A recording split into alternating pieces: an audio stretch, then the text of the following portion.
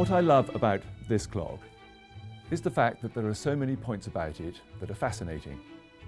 From its interesting and famous dynastic clockmaker Benjamin Lewis Vulliamy, to its unusual Greek and Roman-inspired design. And then there's its fascinating royal provenance. This brings us neatly onto the maker of this fascinating clock and its provenance. It was made by Benjamin Lewis Vulliamy. Benjamin Lewis was the grandson of Justin Vulliamy, a Swiss émigré and talented watchmaker who came to London in the 1730s and made a successful partnership with one Benjamin Gray, himself a clock and watchmaker who already held the royal warrant to King George II. When Gray died in 1760, Vulliamy continued the business under his own name, handing over to his son Benjamin, who in turn handed the business over to the maker of this clock, Benjamin Lewis Vulliamy.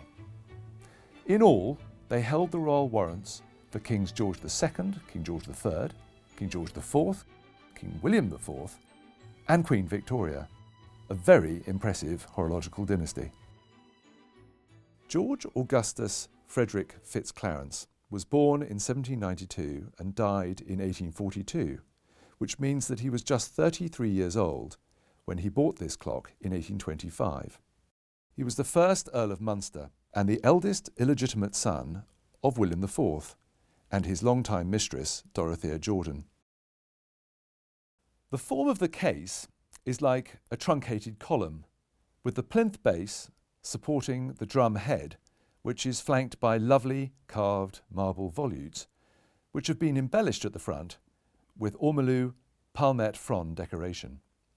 The marble originates from France, where it's called rouge Griotte, named after the Griotte cherry because of its remarkable bright red colour. The lovely white flecks within the marble are in actual fact fossilised cephalopod shells.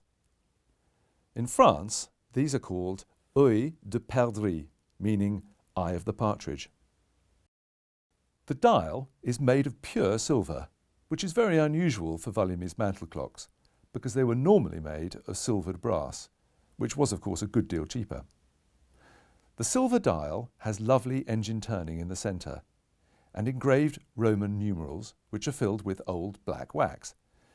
The dial is signed Vulliamy London, either side of chapter 12, and in the centre of the numeral 12 is a square to adjust the height of the pendulum, which in turn regulates the speed of the clock.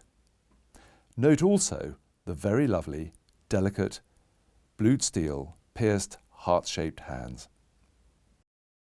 I would just like to end on my favourite part to this clock, which is the very lovely ormolu serpent, which has been cast around the dial bezel so that it actually eats its own tail.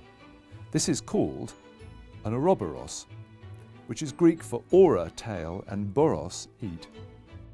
The ouroboros is a symbol going back to ancient Egypt, where it was used to symbolise the eternal cycle of renewal. But for Vulliamy, who used it on a number of his mantel clocks, it symbolised time's eternity.